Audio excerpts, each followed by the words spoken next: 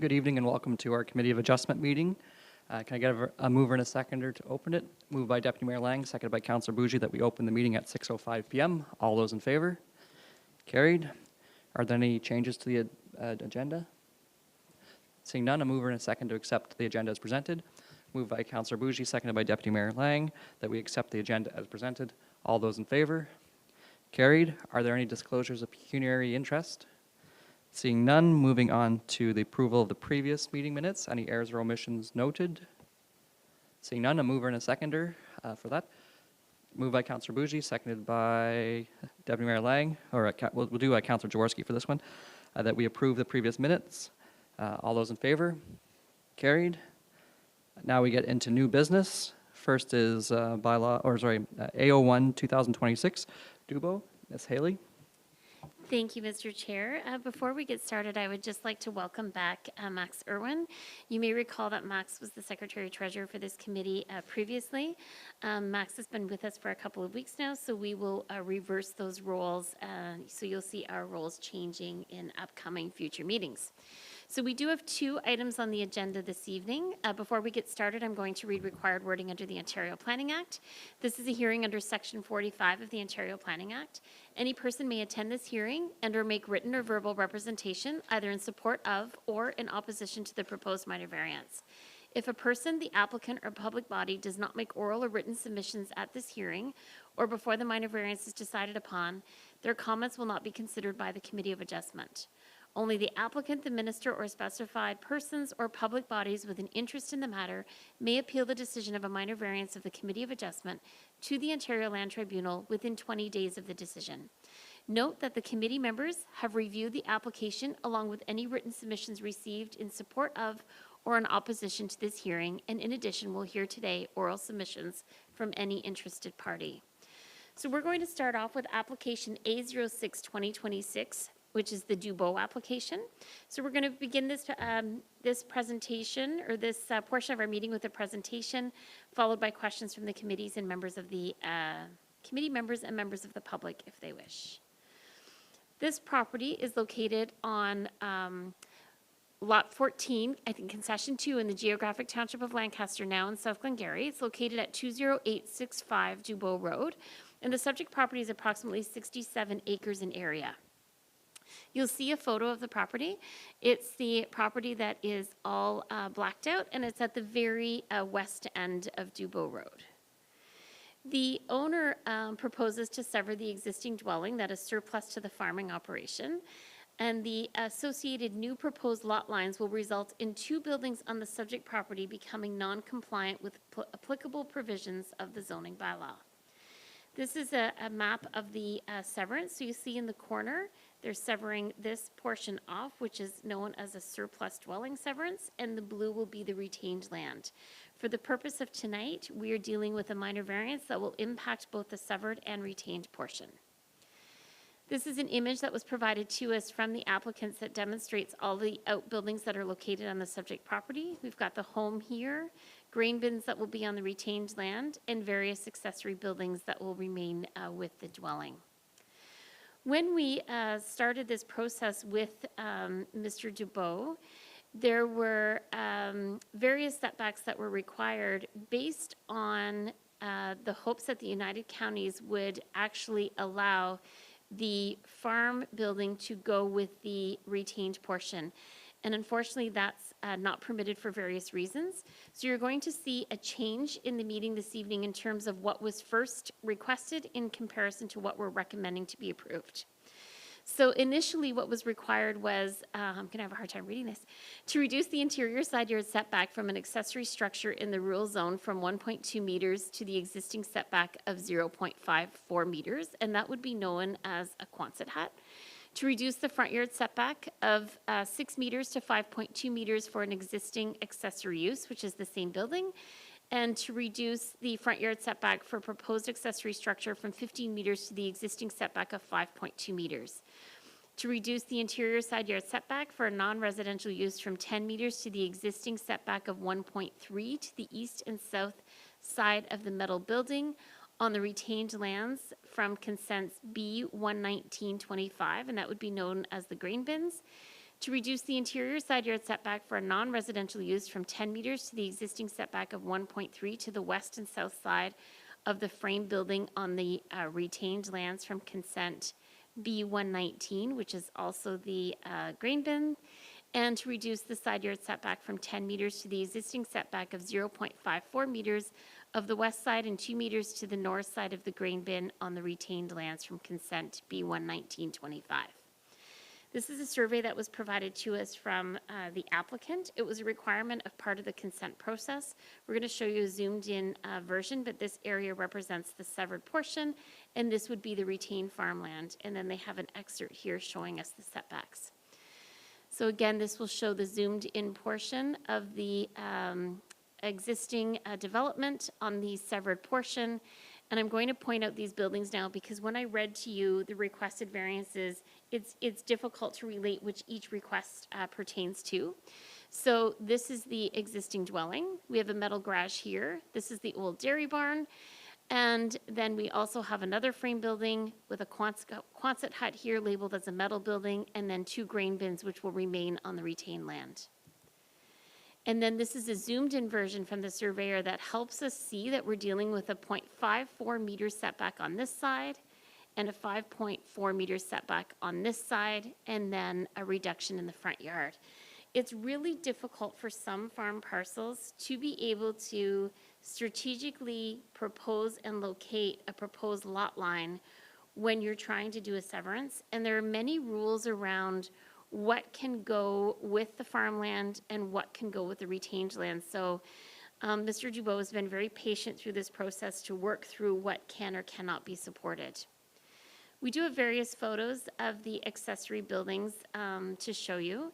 You can see this is the existing dwelling, and the dairy barn is over here.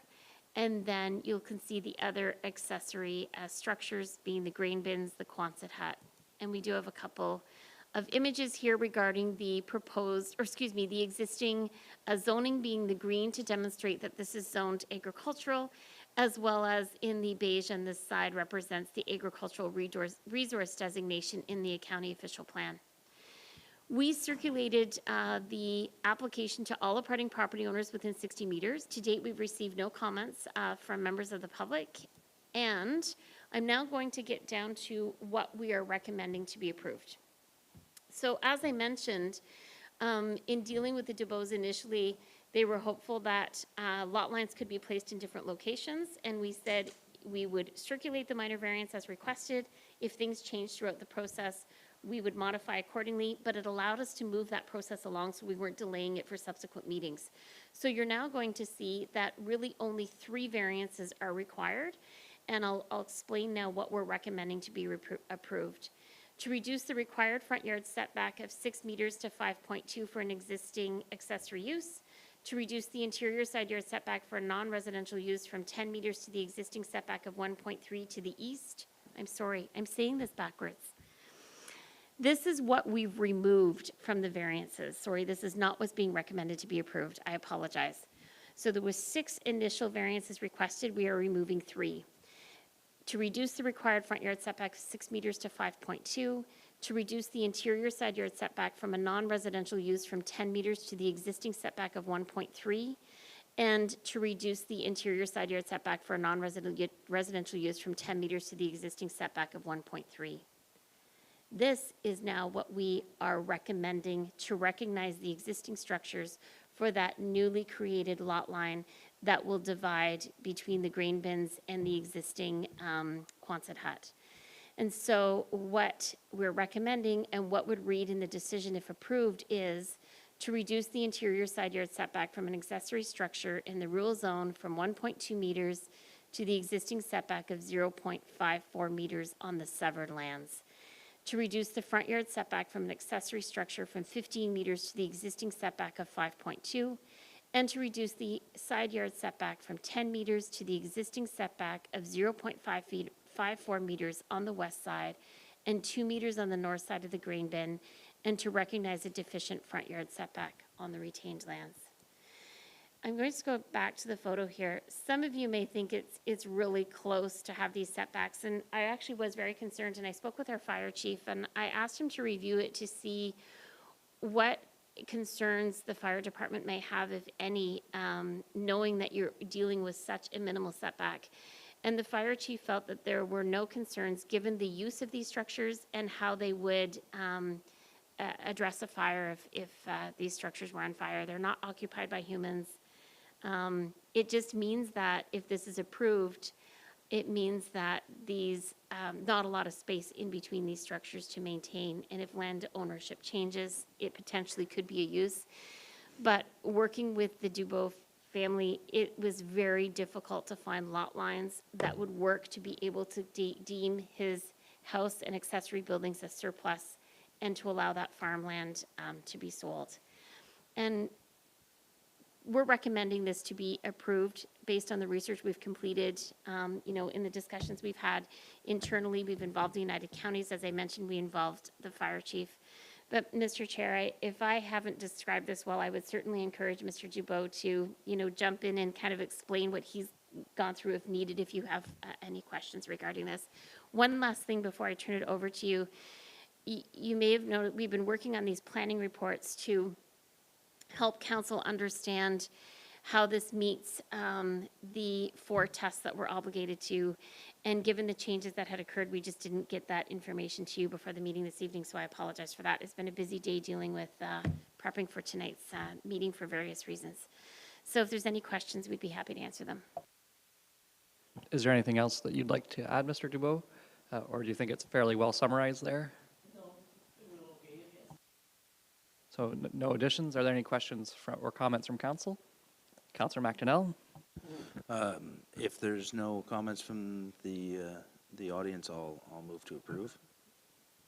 Just before getting a seconder, because you had said the difference was the northwest building was no longer, like they were looking to sever that off, and that's why the 3 exceptions fell off. Is there anything we can do at the county level to change that thought? Because you had said the counties made a decision. I'm just curious for that. No.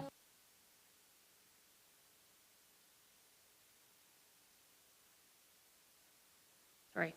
As much as I say the county made that decision, it's because they're the approval authority for consents, not minor variances. But we're all working with the same provincial policies and the same guidelines from the province. And so given how close this existing barn is to this metal workshop, and putting a line through and not really being able to access easily and maintain it, given the size of the building. And then if we were to sever this like this would have no public road frontage. The buyer would have to access in the back. There was just a variety of things that wouldn't work. So this isn't an employee or anyone like making a specific decision. It's about following the intent of the provincial planning statement to make sure we're truly deeming items surplus in comparison to the retained agricultural land. So. Okay, no, just was curious. Seconder, or Councillor Bougie, you have a question? Through Mr. Mayor, just a comment. In regards to the mail out 60 meters, is it typically 60 meters or is it more? And is it by dwelling or property? Because it doesn't seem like there's very many dwellings around. And in terms of like the report, I mean, it is very close, but I guess if it was a dwelling, I'd probably be a little more concerned. But the fact that it's 2 accessory buildings, I guess. And if the fire chief is okay with it, then I'm okay with it too. So through you, Mr. Chair, thank you for that question. So different planning processes require different mail outs based on legislation. So minor variances are only 60 meters. Zoning amendments are 120 meters. So that may be what was confusing you. When we do 60 meters, we draw a circle around the entire property, 60 meters around. When you're dealing with large properties in a rural area, you're often only picking up 4 to 6 property owners, depending on how many lots have been created. So it's not uncommon to have a really small mail out. In this particular case, Mr. Dubois still owns both the severed and retained, so that's why it's all the way around. And these 2 parcels are entirely in his control until he chooses to sell them someday. Any further questions or comments? Nope. Can I get a seconder? So it's moved by Councillor McDonnell, seconded by Deputy Mayor Lang, that we accept this as presented. I believe there is a 20-day appeal process if you wish to just stay on that. So, Mr. Dubois, it has been approved by the committee, and we will issue a notice of decision subject to the 20-day appeal period. And Sorry, I didn't call the vote. I got a mover and a seconder. All those in favor? Carried. Thank you. My apologies. so we'll be sending out a notice of decision to you tomorrow. Thank you. Thank you, Councillor McNell, and Councillor Bougie for letting me know. That would be a procedural oops. Okay, moving to the second item of business. It's AO7, 2026, and that is Long.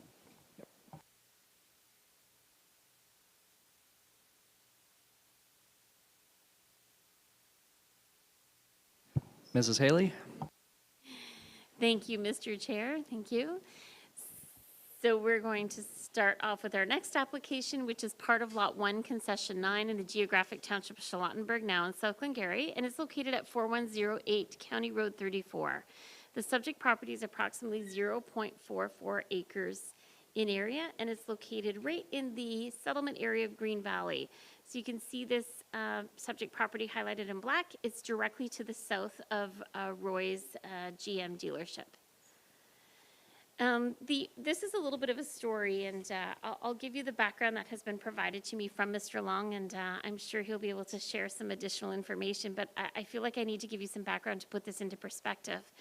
So the owner began to install an in-ground pool last year within their front yard, and I believe experienced some unfortunate circumstances that led him to dealing with a new pool company, and that pool company indicating that there is a need for a fence, and a phone call being sent to our office to find out the rules, and learning that in-ground pools are not permitted in front yards. So in working with Mr. Long, we explained to him that a minor variance application could be something that could be applied for, and we felt that we could support the application, and I'll explain to you why. So the reason for this minor variance is to permit a private outdoor pool and an associated apron or platform within the front yard of the subject property, as the zoning bylaw prohibits a private outdoor pool within the front yard. This lot is a very unique lot. So you can see on this image that was provided to us by the applicant, they don't have a rear yard, and they really don't have side yards either. So where their pool is proposed is in their front yard. There is actually no other location to locate the pool. And it's common for municipalities to not allow pools in front yards or on corner lots or exterior yards, because you typically don't want that type of activity right against a street or a road, etc. So we have a couple photos to show you how hidden this pool actually is. So this would be along County Road 34. This, I believe, is the entrance to Roy's, or one of the entrances. And then if you look in the inside of their property, we'd be facing south where my mouse is, and this would be facing east. So you're going to see activity that started on that property. And then this is where the hole was dug, and I believe there was some other issues with that pool. And when you look here, this yard is completely screened in. There's no way to see this pool in this location from on all three sides, really four sides if you're in the backyard. This, as I mentioned, the property is in the urban settlement area of Green Valley. So this side of the screen represents the location of the property in the residential 1 zone, where it's yellow. And then on this side of the screen, it's in pink, and it's designated residential district in the county official plan. So we circulated the application to all abutting property owners within 60 meters. Today, I did receive a phone call from the abutting property owner to the south. The gentleman was maybe felt like he was obligated to attend based on the wording of the notice, so we explained to him that he wasn't. He didn't feel like he needed to attend, and he wanted us to know that he was supporting the requested variance and felt that the Longs should have a pool. So as I mentioned, we are recommending the application to be approved. We did provide a report to you in the agenda regarding this, and there's just no other location on this property for the pool to be located. So we do feel that it does make good sense to recommend this to approve. And I'd be happy to answer any questions, or as I mentioned, maybe Mr. Long would talk more. Is there anything further you'd like to add to that conversation, Mr. Long? Very well. Okay, any questions or comments from council? From members of the public? All right, mover and seconder, moved by Councillor McDonnell, seconded by Deputy Mayor Lang, that we accept this as presented. All those in favor? Carried. And there will be the 20-day appeal. So your application's been approved. We will send out that notice of decision tomorrow. It will be subject to the 20 days, and, but you can now maybe proceed with rectifying your front yard and, yeah. Yes. All right, so our next meeting is, will likely be June 8th, but if not TBD, it will be on a council night as usual. And then a mover and a seconder for adjournment. Moved by Councillor Jaworski, seconded by Councillor Bougie, that we adjourn to the call of the chair at 6:25. All those in favor? Carried.